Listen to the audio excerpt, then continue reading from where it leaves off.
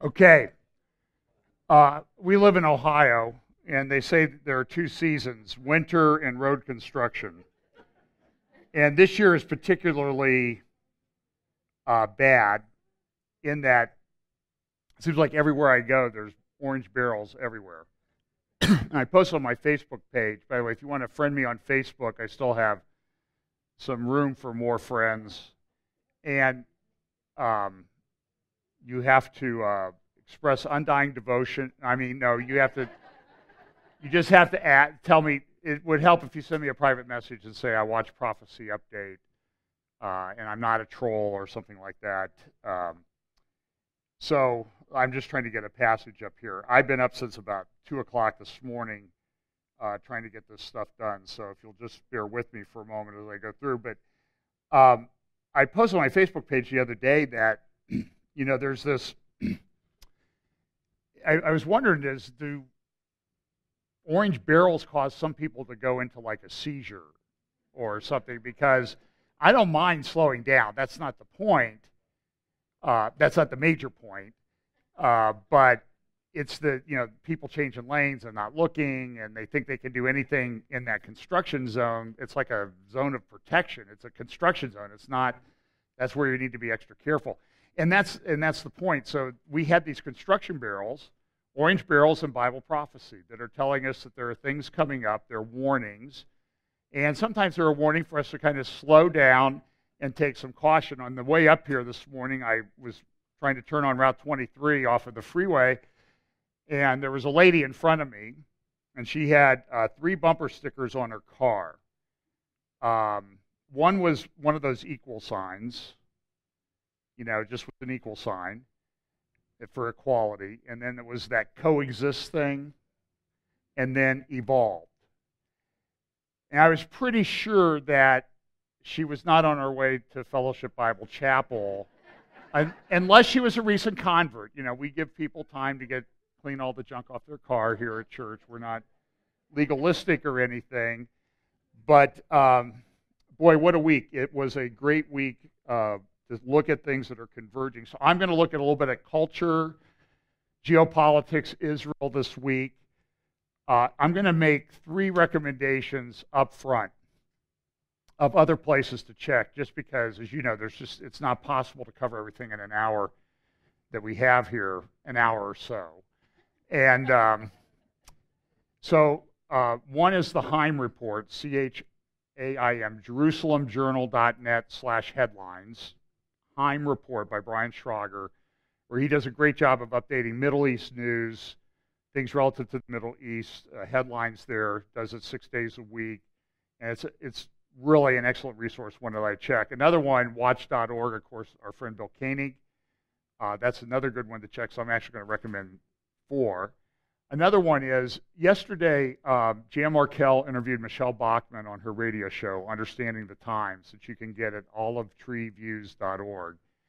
And it was a really good interview. They talked about Islam and immigration, and Michelle brought out some very good points. She studied the topic extensively. And again, it's one of those things, I'll refer you to that resource because I don't have time to go into it. And then another good resource, and I'll make some reference to it later on, Jacob Prash, our friend Jacob, has been doing a prophecy update when he can do it each week. And so go to Moriel TV YouTube channel and you can see what he talked about. And he brought up a couple good points, and I'll refer to a couple of those today. And I may pull something out of Jan's show at the same time. But those are all good resources that you should check in addition to anything here. So let's get started. I don't talk much about the economy. I work with banks a lot, and I can just tell you is that Columbus is a bubble in terms of the economy and that type of thing. It's pretty good here. It's good in a lot of parts of the United States, but there are other places where it's just not that good. And in EU, they have, for example, in France and a number of other European countries, they have about 3.5% of their commercial loans are non-performing. The United States is about 1.2%, and it's at a point where people are concerned about the banking system here. So triple the non-performing loan rate and you have an idea what's going on in the European Union, and I don't see, right now I don't see a way out of it. I know the Fed's pulling back a lot of money on their quantitative easing, and the banks are going to have to pay back money, and so the banks are they're very nervous right now. And if nothing happens, they're going to go back to doing the things that got us in trouble at a really high level in 2008. I mean, at a high volume level. So I just think at some point these things always have. It's hard to say this when stock markets that are all-time record highs and that sort of thing, but you just need to be aware that that's happening. And the EU is taking the step right now. This was just on Reuters yesterday, that they're looking for ways to freeze accounts so people can't go get all their money out of the bank. So you just need to be aware of those things. This is a situation that is looming. Disappearance of fertile land is causing a crisis across Africa. There's a lot of people that live there. It's a huge continent, way bigger than the United States, much, much larger. And the land's being used up, and there are millions and millions of people. I think Lagos, Nigeria, is one of the largest cities on planet Earth. Nigeria will soon, over the next decade or so, at current growth rates, it'll exceed the population of the United States. So these are not inconsequential countries, but a lot of times we have a tendency to forget about them. So that's just another thing, because look, the Bible tells us one of the seals involves famine that's open, and we see all the conditions being set up for that. We see major droughts in a lot of places. It's interesting. Now this is. I'm always interested. I do look at the New York Times and Washington Post and other news things, and this is on the editorial page in the Sunday Review section of the New York Times this morning, and the title of the editorial or op-ed or article is "When Life on Earth Nearly Vanished." Now, I find this interesting from a creation evolution perspective, because they say that 300 million years ago, I'll just pick out one of the numbers they talk about, there was a mass extinction on the planet.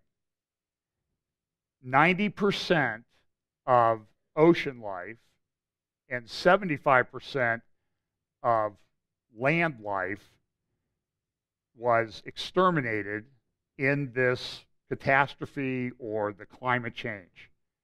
Now, and the reason I always look at this is, evolution says, well, over billions of years, things have changed.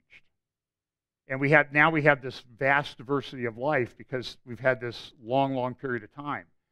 But you're killing 75% of land and 90% of ocean life 300 million years ago. All that life has to come back and evolve, doesn't it? Again? And there's not enough time. I mean, this is the way I look at it and analyze it. If you need a lot of time, your model cuts the time way down. And so, I mean, you want to talk about believing in, have a religious belief about how things can happen miraculously, you have it. So just always be on the lookout for those things. This is the Washington Post this morning, Ann Applebaum. She's a lefty, but I thought it was interesting what she said was that the threat from artificial intelligence may already be here. We think about robots, and I think there was news this week that there was a robot that started to invent its own language, and they had to close it down at some research facility because they were concerned about that. And this is what they've been talking about happening. And even guys like Elon Musk from Tesla, he talks about his concerns. Mark Zuckerberg was on Facebook this week saying, "Oh, he's an idiot. He doesn't know what he's talking about. This technology and artificial intelligence will be great." But, to their credit, there are people on all sides of the political spectrum or all points on the political spectrum that are concerned about what are we doing and what are the ethics. And we should rely on your good ethics when you don't have any ethical base to go on, like you don't believe in a God or scripture or anything like that. I'm very concerned about that. And she says this: no one is really able to explain the way they all interact. And she's talking about these bots. These bots are things that do what humans do. And so they send out these massive amounts of emails. Or I'm sure they control, I'm sure you get the phone calls like we do that look like they're coming from your own area code, even the exchange of your cell phone number. And so you answer it, and it's somebody wanting to, change the interest rate on your credit card or get rid of your student loan. I'm like, I didn't have any student loans, and I've been out of school for 40 years, so, leave me alone. And you can't call back. You can't ever. So these things, they do this stuff, and it's automated. So she says no one is ever really able to explain the way they all interact or what the impact of both real and artificial online campaigns might be on the way people think or form opinions. She's looking at how they're used in the campaign, like Trump used them and what's her name used them.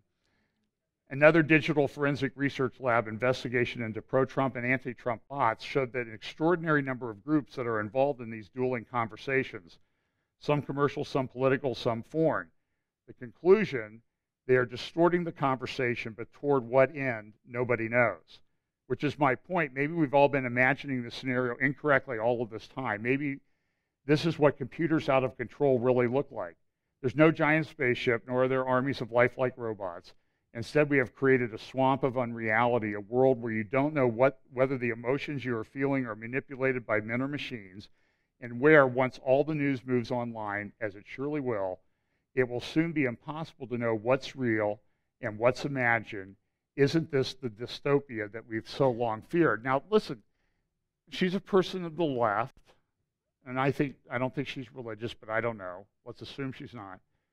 Do you understand the significance of people in the culture that are talking about the things that line up with Bible prophecy? Because we know that there's somebody coming, the man of sin, the son of perdition, and will deceive many. And he will use technology to do that. And it will be very deceptive. And you see it all the time, too. I mean, I get hit with these headlines from people, and it's just like, think about it for 1 second before you share it. Look at it, Google it, and see if it's true. It's not going to, a fake news site doesn't have, fake news for Americans, for gullibleamericans.com. It might be something that's a little bit more subtle. And at the bottom, a lot of times they say, this is just speculation and satire or something like that. So, but listen, people believe it because they see it and they read it, and there's a picture with it, and it kind of seems true. There's a satire site called Babylon Bee, it's almost too good because good satire is hard to distinguish from the truth, so, they'll have, you can go look at Babylon Bee and know that it's all made up. Every single one of those is satire, not real. So I'm not going to share them here. We have this political chaos in our country. This is a letter from the Congress to Jeff Sessions asking that Rod Rosenstein, that another special counsel be established to investigate things relative to the Clinton actions in the last campaign. So we'll see how that will go. I mean, Sessions seems to be frozen a little bit. He's getting criticized by the president. This would be a way he could step up and move this thing forward. I don't know if you've heard this scandal about the Pakistani immigrant Muslim brothers who were running a lot of security for people in the house, IT security for people in the House of Representatives, including Debbie Wasserman Schultz when she was chairman of the Democratic National Committee. And my understanding is they finally have been told they'll get access to her hard drive after all these months of asking for it to look at it. But they found a number of hard drives that were smashed that they're looking into. And there were 3 brothers. They were paid $160,000 a year. The average federal worker at that level might make around $40,000. These guys were paid $160,000. They had access to all the sensitive information. They're wiring money overseas. And one tried to leave the country while he was under investigation, and he was arrested, I believe, at the airport. He had just wired hundreds of thousands of dollars back to Pakistan. And, nobody on the Democratic side will talk about this. This is a massive scandal. And, do you see this on the news every night? Really. Jared Kushner gets an email, and there's 5 pages in the Washington Post about it. This is scandalous. And it from a prophecy standpoint, it just shows how lawless our society has become. It's crazy. So there is somebody looking into, and I checked this out as best as I could, so I will put it with a qualifier that I may be wrong, but I checked sources that I trust.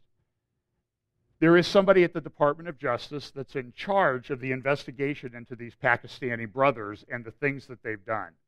And it's a huge number of crimes that they're being investigated for. And the person that's investigating that happens to be the brother of Debbie Wasserman Schultz, the one in charge, or at least on the team. That's scandalous, right? Can we agree on that? It's shocking. And nobody out there will talk about it. You will not hear this, I guarantee you, on CNN. I don't even know if you'll hear it on Fox. I don't know if you'll hear it on, I just don't think you'll hear it in the mainstream media. This is, and I always hesitate to do this because I know there are people who dearly love the president, but there's some things that are happening that I'm concerned about. And one of them is that there was a guy named Derek Harvey, who people who know him tell me he's a phenomenal guy, but he's very much concerned. They call him an Iran hawk, which means he's concerned about what Iran is doing. And he's now been forced out of the National Security Council by McMaster. He was essentially fired. And that concerns me because they're leaving Obama holdovers in place, and they're forcing out good people like Harvey. And I'm only asking the question is, what is going on? What is Rex Tillerson doing? I don't know that he's doing anything. Now, there's some suggestion in the New York Times this morning that, they're gutting state and they're gutting other departments. I just don't see it. I still see the same things coming out. So, now, bad Trump, good Trump. I'm glad that the president came out this week and said, we're not going to have transgender people serving in the military. Well, it's created a firestorm. Even the military is coming out and saying, well, this was a surprise to us. They just asked for a 6-month moratorium on this, and now these Joint Chiefs are going, which shows you that at the top military brass like that, they're very political animals. You need to understand that. That's sometimes how they get promoted all the way up, especially to the top. They have to know how to manage the political aspect. So, they'll stick their finger in the wind just like anybody else, and they see that a lot of people really support this. And I know there's military people here or ex-military. This is crazy. And the reaction to it was like, this was the New York Daily News, Commander in Hate. And somebody here said, I feel like I've just been punched in the gut. I served in the Army for 11 years. And during the last 2 years, I was openly transgender, but now I just feel like I've been punched in the gut. Now, the interesting thing, I don't spend a lot of time on Twitter, but I saw this. This is from Lady Gaga. And she says, POTUS, sincerely, did you know that the group you singled out today, 45% of them ages 18 to 24, have attempted suicide already? And the implication was, you're going to cause more suicides by not letting these people into the military. But wait a minute. There are a whole host of things that exclude you from the military. Flat feet, arthritis, bad knees, too tall, too heavy, too short, not strong enough. And the question that comes up in the military context is, if you have a guy who comes in as a man and then changes to the woman. There are different standards for how much you can carry and how fast you can run. And I see one of our military guys back there shaking his head, yes, I'm right, aren't I? And so there are different standards for men and women, especially when you get into the combat forces and special forces thing. And so a guy comes in, and he's not doing so well and keeping up with his standards, so I'm going to be a woman. And does he get to go with the female standards? And what it does is it causes chaos in the military for that reason alone. But then you have people, psychological problems are a ground for exclusion from military service. But Lady Gaga, she just sees it for the political correct thing. And somebody did respond to her. There were hundreds of responses, like Cliff for Trump saying, "Great point, Gaga. You just explained why Obama banned this fragile group for 7 years, then planted the landmine for Trump. Perfect sense." Obama planted these little bombs, time bombs, to go off, and this is one of them. In England, let me see if I have, I may have my slides slightly out of order. Well, so in England, what happened is there is this report that came out from it's sort of a government agency called Wilton Park, and it says, opportunities and challenges, the intersection of faith and human rights of LGBTI plus persons. Now, it was issued last fall, but they're putting in these regulations, and they want, well, look at what some of these things say. Executive summary, LGBTI plus people face in varying degrees in different parts of the world hatred, prejudice, and discrimination from people of faith. This is a government organization. In some cases, this includes violence and has resulted in deaths. These negative attitudes and behaviors are often inspired by leaders who use religious texts to justify them. Now, I have major problems with this, especially some person in Theresa May's government. And this is a conservative government that's putting these things out. And essentially what they want to do is they want to do this. A strategy is needed to tackle this serious global problem. The approach will vary from place to place according to local traditions, cultural norms, and needs, but common components include challenging the interpretation of sacred texts. Sounds like the Evangelical Lutheran Church in America or some of the Mennonites. Promoting inclusive explanations of the value of human rights, finding champions and allies to hold dialogues with faith, influencing and educate, that's the Hegelian dialectic to dumb down the faith, influencing and educating people of faith, champions and allies, and confronting hatred. Recommendations. Understanding of key religious texts which appear to perpetuate discrimination should be improved by using well-reputed scholarly texts to challenge accepted versions, e.g., the story of Sodom and Gomorrah from Genesis chapter 19. A good example of thoughtful scholarly based on this discussion is Breaking Open Sodom and Gomorrah, a 2016 booklet by Soul Force, which is a radical left-wing pro-homosexual organization. So this is where the government is going. Talks about queer theology, feminist theology, and a theology of inclusion need wider currency, particularly in seminaries, in order to inform discussions around faith and LGBTI plus issues. Feminist theology can be used to challenge the gender ideology of the religious right. So that's what it's going. They want to break down people's faith, and they don't care. Now, Melanie Phillips wrote a long article. I will share a little bit of it, called the Tory Jacobins. And she says, the reason why conservatives on both sides of the Atlantic have lost their way so badly in recent years is they never understood and paid scant attention to the culture wars. In Britain, this has now led some of them to come out as warriors on the wrong side. Conservatism is not an ideology, but is an attitude of mind. It involves identifying and holding on to what is most valuable and defending it against erosion or attack. In the 18th century, this was embodied in the thinking of Edmund Burke, widely considered to be the philosophical godfather of conservative thought, when he defended freedom and human rights against the barbarism of the French Revolution. And it was barbaric. And so she says, you know, we used to fight the Soviet Union. Now the Soviet Union collapsed, and the conservatives, they just sort of stopped fighting. on moral principles. And so now they've destroyed it. She goes, instead of, in the middle there, instead of the workers seizing control of the levers of economy, the left would now seize control of the levers of the culture, the universities, media, civil service, churches, the legal profession, and subvert them from within.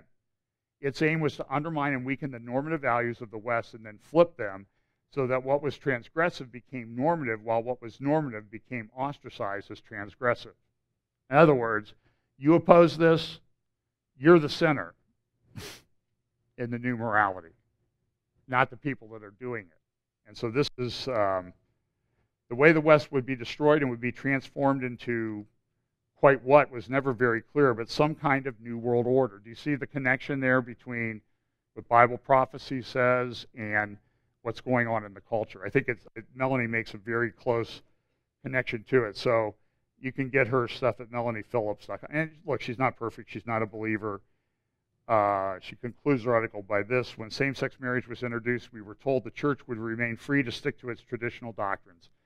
Given that the distinction between men and women is now being destroyed by legislative fiat, we can all see what freedom of religion and freedom in general actually means to these Tory Jacobins. What a betrayal. Burke must be revolving in his grave. Great article.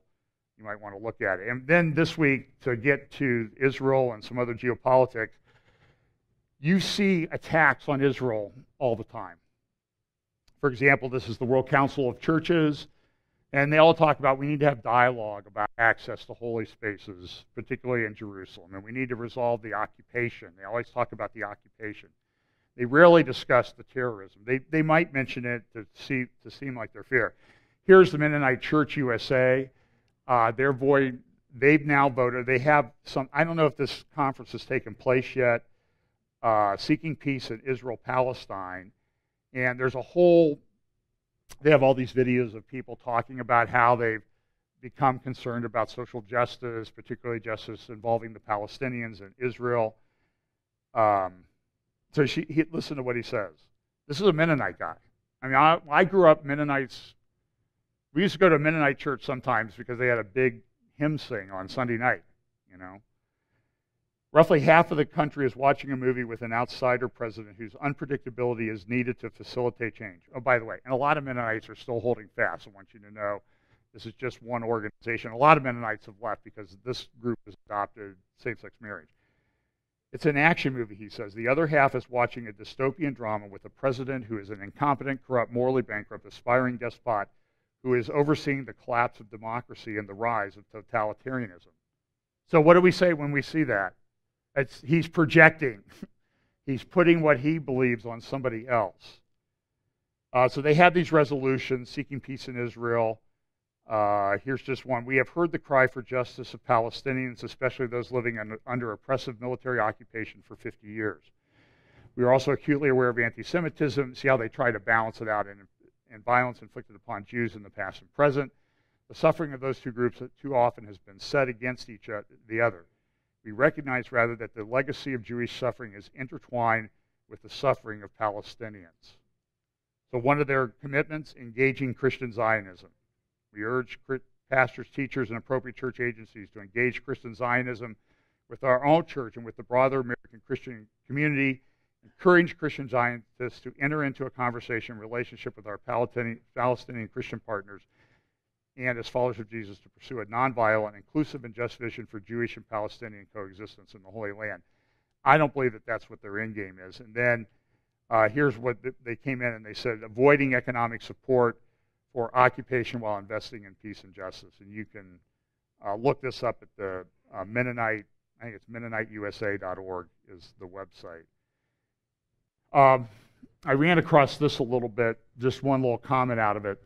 Bridge Building to Nowhere. This was put out by the Center for Security Policy about how's the Catholic Church doing. And everybody says you need to have interfaith dialogue with Islam.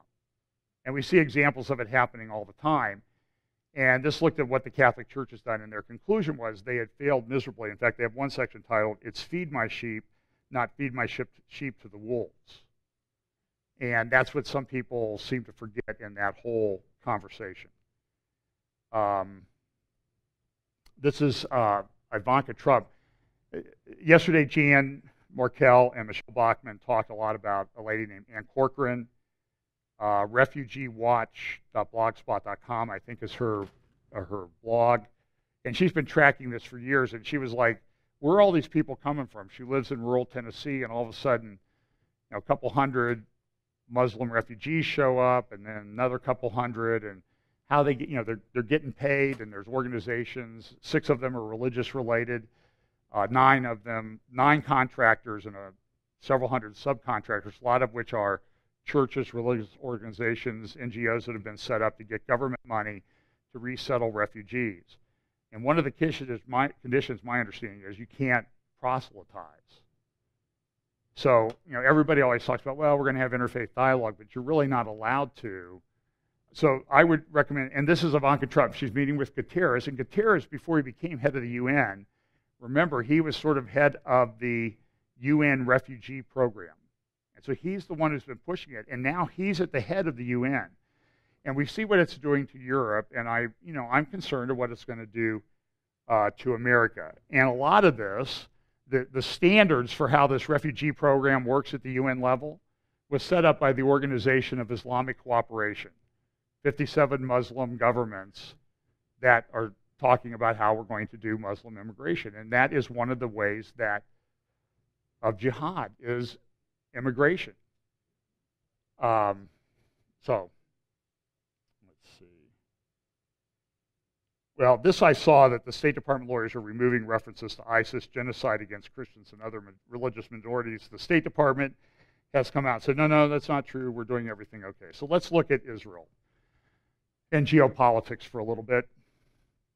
So we know that 2 weeks ago there was a terrorist attack on the Temple Mount. 2 Israeli police were killed in an area near the Lion's Gate by 3 terrorists who were shot and killed, and that led to a lot of things happening. First of all, Israel said, well, this shouldn't be happening. They found a large number of weapons and knives and some other guns up in the areas, hidden in areas of the Temple Mount. So they confiscated them, and they said, we need to make sure everybody's safe. And we're going to reopen it for worship, so we're going to put in metal detectors.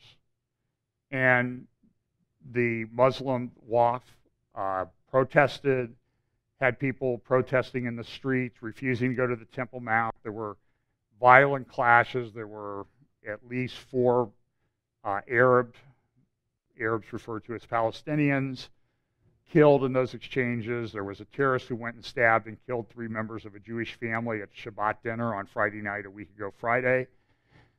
And the whole thing is kind of spun out of control. There was a good article of Bloomberg View about how 1929 dispute frames today's Temple Mount conflict. And what happened back in 1929, and I've talked a bit about Hebron because Pam and I were there 2 months ago, and it really, the conflict, which I knew about and I'd seen before, having been to Israel, but going to Hebron really brought it into a different focus for me to see the stark division that's down there and the security things that are in place and the military patrols and the no man's land. And soldiers asking you when you go through the checkpoint, do you have any knives? Because they've been stabbed and killed at that checkpoint. And at Hebron, at the giant Herodian structure that's over the cave of Machpelah, where Abraham and the patriarchs and matriarchs are buried, for a lot of years, the Jews were not allowed to go past the 7th step. You go up 7 steps and there's a landing, and then you go up a little bit further. They weren't allowed to go past that 7th step for a long period of time. And in 1929, what happened was the Grand Mufti started a rumor that the Jews were going to take over the Temple Mount. And the result of that was, I think about 250 Jews were slaughtered, murdered, including about 69 in Hebron in one attack in 1929. And this is the headline from the Baltimore newspaper that night. And you can see the steps there with the blood at the synagogue. So the Mufti, and then what happened was that it was clear at that time that the most radical Arabs were in Hebron because of this tension. You know, because there was a synagogue there was a mosque there over the cave of Machpelah. So what the Mufti did was he took a lot of these radicals and sort of sprinkled them through Judea and Samaria, what other people call the West Bank, to foment this thing. So this goes back, what all you saw going on at the Temple Mount in Jerusalem the last 2 weeks has been festering and really started back in 1929 in earnest. And it's continued. We've had wars in 48 and 1967 and 1973. We've had peace agreements. We've had negotiations. All this has been going on. But it's been going on for close to 90 years. And I'll have some comments about the end. So this article goes on. I don't really... Go to Bloomberg View and you can find it. It also references a book by Hillel Cohen called Year Zero of the Arab-Israeli Conflict, 1929. And this is a picture in 1929 of Jews fleeing through the Jaffa Gate because they felt they were at risk for being attacked by people stoked up by the Mufti and the rumors that he was saying. So this has been going on for a long, long time. And this seems to be one of the most irresolvable conflicts. You won't be surprised to hear what really caused the 1929 events is a complex, contested historical question unto itself. But most accounts agree that the one important trigger was a fight about the placement of a mechitza, or gender-dividing barrier, at the site of the Western Wall during Jewish prayers on the Day of Atonement in September 1928. And it just kind of spun out of control from there. And at the time, there wasn't a big Kotel Plaza or Western Wall Plaza in Jerusalem. It was just essentially an alleyway. And when the Jews were banned from there in 1948 after the war, when Jerusalem was divided into Israel's side and Jordan's controlled side, they turned that into a garbage dump. And the Jews were not allowed to go there until 1967 when they got control of the whole city and the Temple Mount. But they gave control over the Temple Mount area to the Muslim authorities, really to Jordan, who ceded it to the Muslim authorities. But in the overall scheme of things, I think Israel really controls this. So this is a major problem. It's so major that this is the UN Security Council meeting this week in New York, where what was the topic? The topic was the UN Security Council, rising tensions amid crisis in Jerusalem, threaten Israel, Palestine with vortex of violence, religious conflict, special coordinator warns Security Council. Swift, decisive action was required to revive negotiations in the crisis in Jerusalem and beyond before rising tensions dragged both Israel and Palestine into a vortex of violence and religious conflict. The special coordinator of the Middle East process told the Security Council today. And this is just a quote of what he said. That while events in Jerusalem may be taking place over a couple of hundred square meters in the old city, they affect hundreds of millions of people around the world. Now, that's interesting because it's 38 acres, roughly, and it affects the whole world. Do you get the Bible prophecy connection there? Because we know that, Joel Rosenberg's written books called Epicenter. It's about this particular area. And it is the epicenter. This was interesting. I don't have any quotes from him. The state of Palestine, a representative from the state of Palestine. That was his nameplate at the UN this week. I didn't know there was one. News to me. So we live, so do you see, when you go back to Annie Applebaum article about artificial intelligence and being fed these things and these pictures and these images, a lot of people will see that and they'll say, yeah, there is a state of Palestine. What's the fight over? I don't get it. And it's very pervasive, but it's false, it's a lie, it's a narrative that they've set up to deceive people into doing things. Danny Danon got up and he went through a long litany. He has the gentleman to his right, to the left there. He brought victims of Palestinian terror. This man was blinded in a terror attack. And he came and spoke at the UN. You can find that online if you want to listen to it. And he went through, and one of the points that he made was, hey, they are paying terrorists and their families $300 million a year. Some of it American taxpayer money to support terrorists and reward them for what they've done. 30% of the public money, maybe more, that the Palestinian Authority gets from around the world is used to pay off terrorists who've engaged in terrorist attacks, or if they've been killed, their families. That's, as Danny Danon said, the Israeli ambassador to the UN, that's morally bankrupt. So afterwards, there was a press conference, and a Palestinian representative was asked a question about the terror attack. Here we go. Could you say a few words in reaction to the attack on the family on Friday night, the Salomon family? Surely you can't condone that kind of violent attack.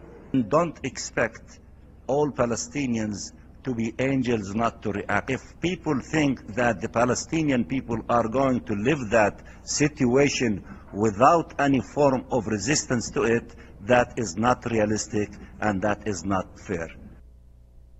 Okay? Really?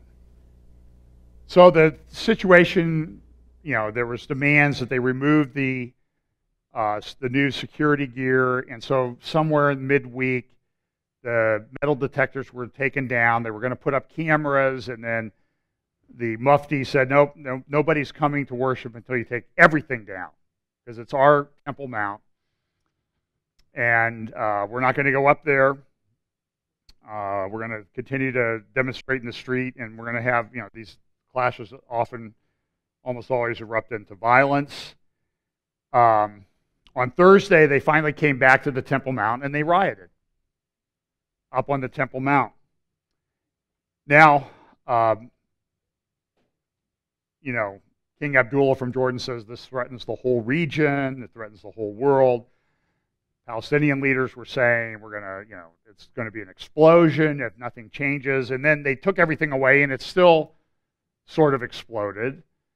And so it's still very volatile. People are still very concerned about it. The dozens injured as Muslims return to mosque. There's a picture of them on the right praying on Friday at the Temple Mount. By the way, the best research I have found is that the mosque there on the Temple Mount, I know a number of you have been there, doesn't point to Mecca. Did you know that? Almost all the early mosques of Islam don't point to Mecca.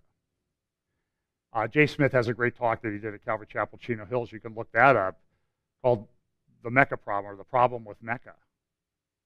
And he goes through and, he takes satellite images, and they all pointed, guess where? Petra in Jordan. So if you go to the Temple Mount, Petra's here, and it doesn't take much to get you off on a different course. But almost every one of the early mosques pointed to Petra. And so the question is, why? What was going on? Did this really come from Mecca? Is a question. Naftali Bennett was very upset about and people were very upset with Netanyahu for taking away all the security measures. Bennett, he did come out and say, look, I'm part of the cabinet. I voted against it, but I'll take responsibility. He didn't come out and criticize Netanyahu. Other members of the Knesset and others did come out, and they were very, very critical of Benjamin Netanyahu. And the different surveys that surveyed public opinion was somewhere between 67 and 77% of the people didn't like what Netanyahu did. So the question becomes, why did he do it? There was also an attack at the Israeli embassy in Amman, Jordan. That resulted in all of the Israeli staff from the embassy being pulled back, and Netanyahu hugged the guy that shot the terrorist in Amman and killed him, and now Abdullah's all upset. Now, Abdullah is in a pretty weak position. He has all those Syrian refugees. He has all the Palestinian refugees that have been there, and they're probably half of the country's population. The Syrian refugees are maybe 20% of the population. So his tribe is a smaller percentage than it's ever been. So he's very weak, very vulnerable. And he may be doing this just as sort of, like he says bad things about Jews all the time, and we always sort of ignore him like it's all okay. And remember, for centuries, his family was in charge of Mecca and Medina until the Saudi Arabian family sort of forced them out, so they gave him a kingdom up in Jordan, the Hashemites. So he's, it's hard to say what's going on there. He was doing this, I think, as a political gesture.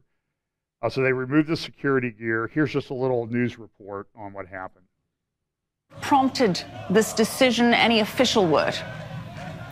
No official word on what prompted this decision, but look, we've had a week of escalating violence in Jerusalem and in the West Bank. Violent protests that left a number of Palestinians dead, a terror attack which the terrorists explicitly justified with reference to defending Al-Aqsa Mosque. And it was clear to Israel that we couldn't have yet another Friday in which Palestinians are refusing to enter the Temple Mount because of these metal detectors. Every day that this passes raises extra potential for another terror attack, another violent riot, and these are situations that Israel is clearly desperate to avoid. So instead, Israel's saying those metal detectors are going to go. In fact, we're seeing reports they're being taken down at this very moment in the dead of night. Israel's going to heighten the security presence, and then over the course of 6 months, Israel's going to implement a 100 million shekel or $28 million plan to install special smart inspection techniques, which, from what we understand from media reports, are going to include special cameras that are able to detect concealed weapons without needing a physical inspection.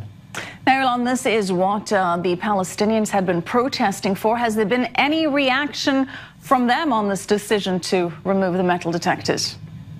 I haven't seen any response from the Palestinians just yet. Let's remember the decision was only announced about an hour ago, and it's the middle of the night here in Israel. Right. Elon Levy, thank you so much for... Okay, so that was on the... well, that was about a week ago. So there were all these headlines. It's Friday came and there were no riots on the Temple Mount. They had their prayers, but there's demonstrations going on in Jaffa and over in Amman, Jordan. There's a lot of demonstrations going on, and it's very tense. And they're complaining about these security measures that were put in place that didn't prevent them from coming to the Temple Mount. It prevented them from coming and carrying, a weapon or a machine gun or an Uzi or something up there on the Temple Mount, or a knife, but it didn't really change their access. So Friday came and went, and things were pretty peaceful. And other people, Jews continued to go into Temple Mount. I know Ari Abramowitz went up there to pray, and he was arrested, like Jeremy had. So look, this is going to continue to be a flashpoint. It's not going to change. It's all part of the end time scenario. And Muslims do this. Look, these are the signs going into Mecca. No entry for non-Muslims. Entry, you're not allowed to go there. Do they restrict entry? Yeah. They're having the Hajj. And they came out in one of the Saudi paper and they said, oh, look at we have all this new, spent $100 million or something on new security for the Hajj this year with metal detectors and security cameras and all of that to control entry and egress from the mosque in Medina and Mecca. Does it sound a little bit hypocritical? No, it doesn't. It sounds a lot hypocritical. But look, they don't want anything associated with the Jews to be there. But they're denying history. Now, why were things so quiet on the Temple Mount on Friday? I'm going to suggest to you, I saw this video. Ari Fold put it up. Here's just it starts off at the Temple Mount. The audio will come up in just a minute. There's a bus there. Probably don't have it on. This is at the hotel, and there's a bus. If you look at the bus, Ariel explained what's going on. So again, those of you looking right behind me, I'm here at the hotel, and the Border Patrol police went up onto the Temple Mount and arrested a whole bunch of terrorists here who are hiding up there ready to do some trouble tomorrow morning. Now this is late Thursday night, so Shabbat and Friday morning prayers, before Friday morning prayers, and then Shabbat on Friday night. They're now being loaded on the bus. You can see the bus windows are covered now with boxes and curtains. And again, those of you anywhere around the world who think that this was a metal detector or some other junky story like that, this is just pure Islamic hatred towards Jews. Everything was given up, unfortunately, disgusting way. Everything was given up, and yet they're still up there. We've just arrested these terrorists. They're still up there right now, and they're being put in the bus right now, be taken out of the area. And so they were talking about maybe 100 arrested. They brought in an Israeli jail bus, and they were very careful not to let you see anybody on the bus or anybody. So they brought in this big bus and another one to take away people. So maybe nothing happened. I don't know. I'm just saying it sounds like what Ari said was true, that they had to go up there and arrest. He said about 100 terrorists was the word that was passing around the Hotel Plaza that night, because they had stuff. They had rocks and that type of thing that they were going to throw down on the Jews the next day. And there were some rocks thrown down. There were several that were injured.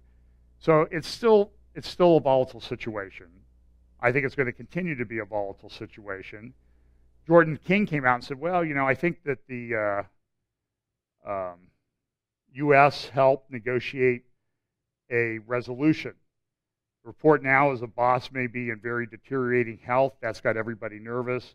Here was an editorial cartoon about Netanyahu caving in to the Palestinians. Here's Melanie Phillips and Avi Abigor talking in Jerusalem a little bit, just a couple minutes of this. This is the other strange thing about, it seems to me, about Israel, which I puzzle about a great deal. I mean, Israel is, it's a Middle Eastern country. Right. You would think that the Israelis would know better than anybody about the values and the mores of the Middle East, which are not the values and mores of the West. And the values and mores of the Arab Muslim world is the strong horse principle, that if in the West we believe that all problems should be met by compromise, negotiation and compromise, that people have to sort of give, and then the other side gives back. In the Arab Muslim world, it doesn't work like that. If you give, you are weak, and then we can come in to kill you. So the Israelis should know that, and to stand up and say, whatever the reason was that they took these barriers down is another issue, which maybe we'll talk about, but to stand up and say it was a mistake is to stand up and say, yeah, we are weak, we got it wrong. It's such an advertisement of weakness. You would think that it was unbelievably stupid to say this anywhere, but to say it in the Middle East, I really cannot understand what they're thinking of. And you think they would know all that, and I think Prime Minister Netanyahu does know all that, and something strange happened over this, but we don't know. We don't know. Let's frame what we're going to say against the fact that we don't know. But what we do know is that on the Sunday, he was reported as saying the metal detectors are going to stay. 2 days later, they're gone. What happened? Well, maybe it's a coincidence, but what happened was that President Trump's envoy, Jason Greenblatt, came into town, and there was a discussion that went on, a negotiation between Israel and Jordan and the Americans. And after that, the metal barriers came down. Now, was that a coincidence? It seems to me that, and Prime Minister Netanyahu made a point of thanking President Trump, Jason Greenblatt, Jared Kushner for their help in resolving the impasse over Temple Mount. Now, what does that mean? It means that they brokered a compromise. Well, that means they told Netanyahu to take the barriers down. It shows that they are themselves appeasement-minded. Maybe. I am concerned that may be the case. It also may be the case that there's another set of games being played here. Almost certainly that is true. They were in talks with Jordan. Now, Jordan's king is weak. He is beset by Islamists, the Muslim Brotherhood. He is ducking and weaving all the time to keep on his throne. Jordan is very vulnerable to Islamist takeover. And I guess that America and Israel believe that however terrible the king is, and he is terrible because he's constantly saying terrible things about Jews and about Israel, they probably think however terrible he is, worse will follow, so they have to keep him in power. So, first piece of news, we're now in the 9 days. The 9 days when the Jewish people are supposed to be focused on the destruction of the temple and the centrality of the temple in Jerusalem to the Jewish people. Never before has the temple been such a headline news for the Jewish people before. So even though it came up to the headline news because of a terror attack, but all of a sudden the Jewish people are talking about the temple. That's my optimist side. So it's interesting what he said was Netanyahu came out this morning at his Security Council or at his cabinet meeting and said, I'm in tune with this. I understand everybody's feelings, but, I made the decision and I have to, I carry the weight of security of Israel on my shoulders, and I had to make what I thought was the best decision. There's things about, he says here, that we are facing, some of which the wider public are not aware of and which I cannot detail. I understand public feeling. I also understand the duty of leadership, of what it is to sit in this chair and carry on my shoulders the ultimate responsibility for Israel's security, and I am acting accordingly. But it was interesting what Avi said in that we need to send him a audio thing to help him with his audio a little bit. He does great videos, and but sometimes his audio is not that great. But in the Israeli National News this morning, Dr. Martin Sherman, who's taught about this, he's a non-observant Jew, and he's like, he says, I was always skeptical towards the claim of my more devout kinfolk that the Temple Mount was the key to the maintenance of Jewish sovereignty over Israel. And he comes out in an editorial Friday in Israel National News and says, I was wrong. It really is important to the sovereignty of Israel. He thought it was religious fanaticism, although I still hold the view that if Israel is to remain viable as the nation state of the Jews, it cannot agree to surrendering sovereignty over Judea Samaria. I am today far more open to the claim that control over the Temple Mount is the key to sustaining Jewish sovereignty, not because of any strategic imperative, but because of a psycho-political one, not because Jewish zealots see it that way, but because Muslim zealots do. Although I still hold the view that if Israel, I broke that down into two. Nothing will do more to sustain the Muslims' belief that they can uproot the Jewish presence in all of the land of Israel, or even at least eradicate Jewish sovereignty over it, than successfully challenging Jewish control over the Jews' most sacred site. In Muslim eyes, if they cannot prise loose the Jews' hold over the Temple Mount, if they can prise loose the Jews' hold over the Temple Mount, they can prise it loose over any other site in the land. For them, if the Jews are willing to forego control over the Temple Mount to avoid an outburst of Muslim rage, they will be just as ready to forego such control over Haifa and Tiberias. For if the Jews are perceived as willing to take a stand over the most sacrosanct location in the heart of their capital, why would they be willing to make a sustained stand over any other less sacrosanct location whenever a pretext for conflict arises? And then this is someone who tweeted this week, Palestinian Authority now uses half of all foreign aid to reward terror. Then the article goes on to quote Dr. Mordecai Kedar, who is a former IDF person. He's a lecturer on Israeli-Arab relations. He reads Arabic, he understands Arabic, and this was his quote in a related article that Dr. Sherman referred to. Islam came into being in order to dispossess Judaism and everything that once belonged to the Jews. That is how the land of Israel became Palestine. That the Temple Mount turned into the Al-Aqsa Mosque. The patriarch Abraham became the first Muslim, and King Solomon is said to have built a mosque in Jerusalem. Jewish presence and activity in Jerusalem and on the Temple Mount are perceived as Judaism's return to the status of a living, breathing religion. Muslims who realize the theological challenge of this poses are unable to deal with it. So if I'm going to have to go 3 minutes over. I know we have communion after. I want to talk about this. This is waiting for Israel's next northern storm. We've talked about this And it's in context in that this is Nasrallah saying we're going to have many more volunteers in the next Hezbollah-Israel war. You see the squiggly yellow line there near the top of the page. That's the Lebanon-Israel border. You see the Golan Heights there to the right of the Sea of Galilee, just above Nasrallah's video window.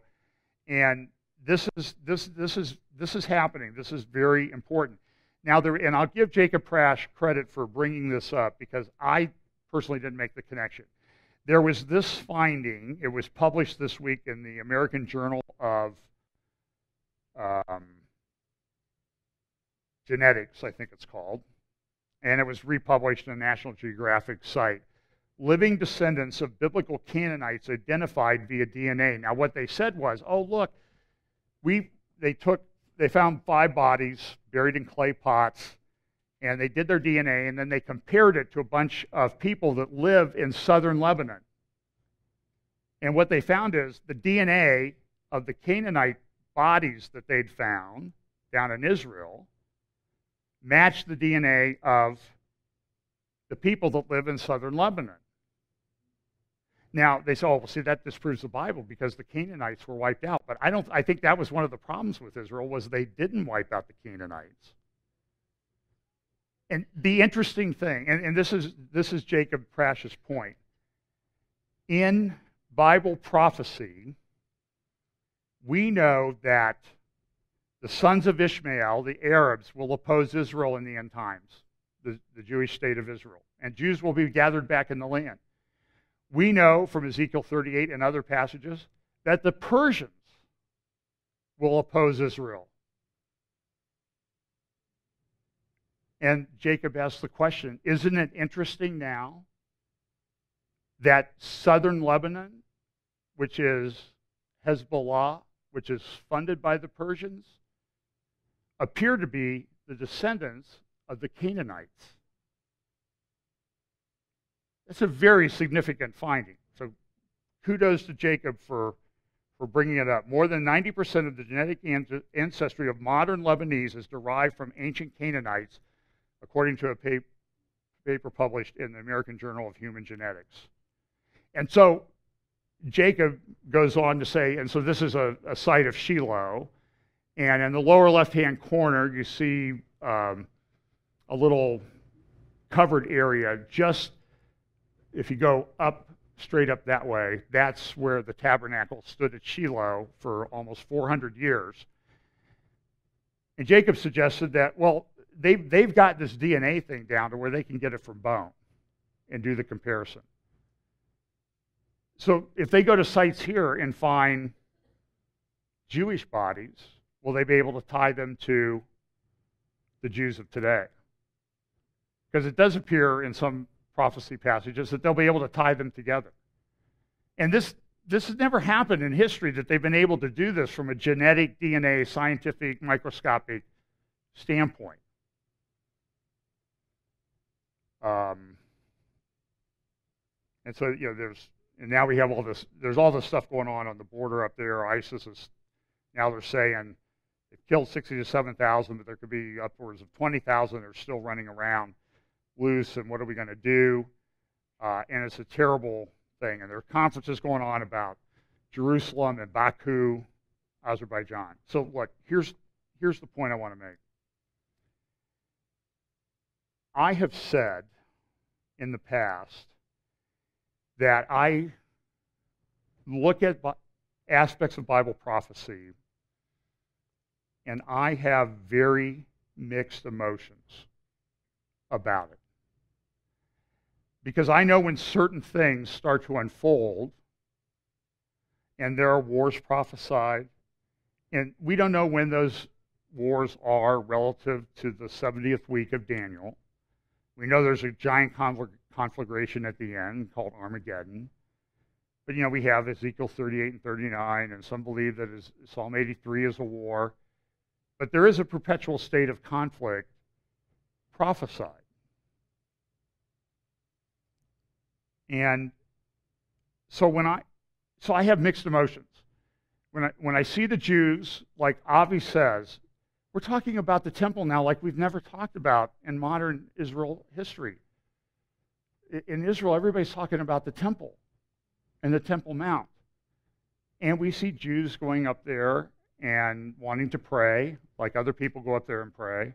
Well, like Muslims go up there and pray. Christians can't do it either.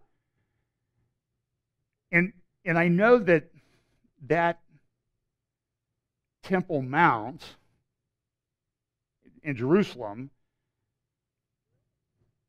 isn't, we know God favors it.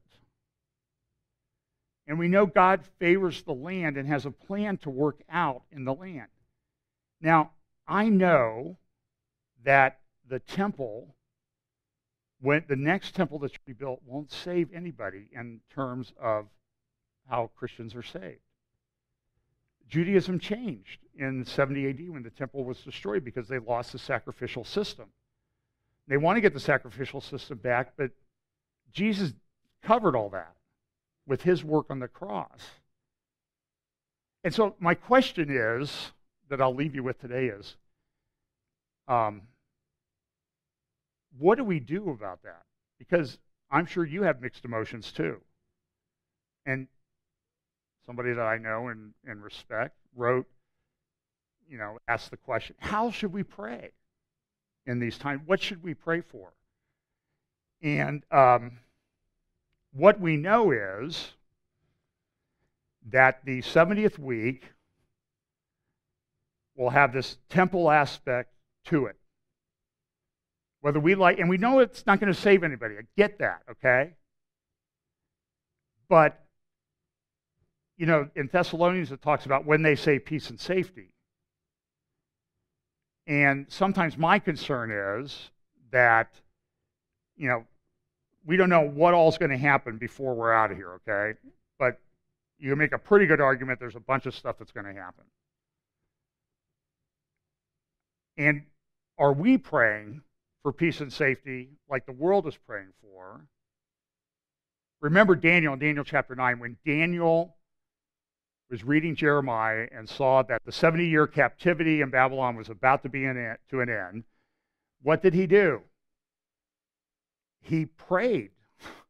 And he prayed, God, first he repented on behalf of his people for all of the sins and wrong things they had done in their relationship with God. And he essentially prayed that God fulfill your prophecy just as you predicted so that you will be glorified. That's very fractured paraphrase of what that long passage in Daniel 9 before the 70-week prophecy is given. And my suggestion is we know that 70th week is not going to unfold as long as the Muslims are in control or think they're in control of the Temple Mount. And so do we pray that even though we know all the bad things that come about it, we know what the end result is, that Christ returns in glory and sets up his kingdom. And so are we on board with maybe praying that all that happen, even if it means that in the short term it's going to be very uncomfortable for us? I think we should. I was struck by it a lot this week that, and so we know that eventually the Jewish nation will be, the remnant that survives will be redeemed, and they will enter the millennial kingdom as the head of the nations under the rule of Messiah. So do we want to see that end point, even though we know all the stuff in between? And I personally do. And so I would just encourage us to pray to that end. So let's pray and get to communion. Father, thanks for your word. Lord, I pray that you will keep us focused on our duties in this time, that we would pray that you would fulfill your prophecies just as the scripture says, to your glory, and that you will give us a heart to pray that way, and in the meantime to share the gospel and explain these things to as many people as possible. Bless us this week. In Jesus' name, amen.